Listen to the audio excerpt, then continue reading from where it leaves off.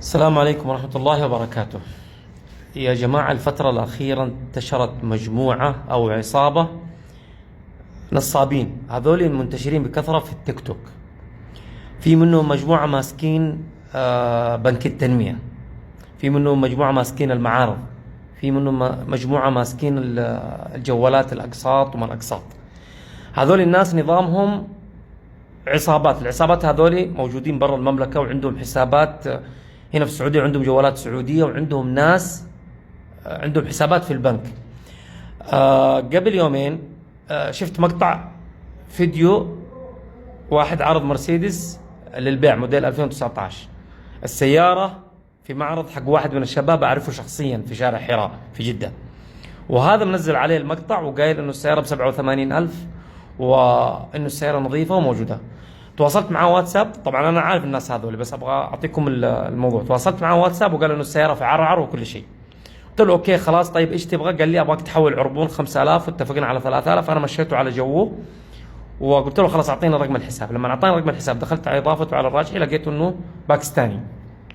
المهم الناس هذول كيف تعرف إنه نصاب؟ المحادثات عنده ما هي مفتوحة في التيك توك، والردود مرة ما هي مفتوحة. انتبهوا، هذه النقطة جدا مهمة. في منهم يقول لك بنك التنمية أنا أطلع لك قرض، وحتى لو عليك قروض، حتى لو أنت مش موظف وما أدري إيش، ويبدأ شوي شوي يطلب منك تحويل عربون، تحويل رسوم، تحويل زي كذا. مجرد ما تحول له خلاص بعدها يختفي تماما. فانتبهوا، الناس هذولي منتشرين الآن، وظائف منتشرين بكثرة. انتبهوا انتبهوا انتبهوا، بالذات حق بنك التنمية يطلب منك أبشر. انتبه، لا تعطونه أبشر. إذا أعطيتوه أبشر معناته حيدخل على حسابك ويغير الرقم السري وحيسوي وكالات وحيلغي وكالات وحيسوي بلاوي، يبهذل لك الدنيا. فانتبهوا، لا تكملوا معاهم بالمرة. إذا ما في جهة رسمية تدخل بنفسك تتأكد من موقع المنشأة نفسها، انتبهوا.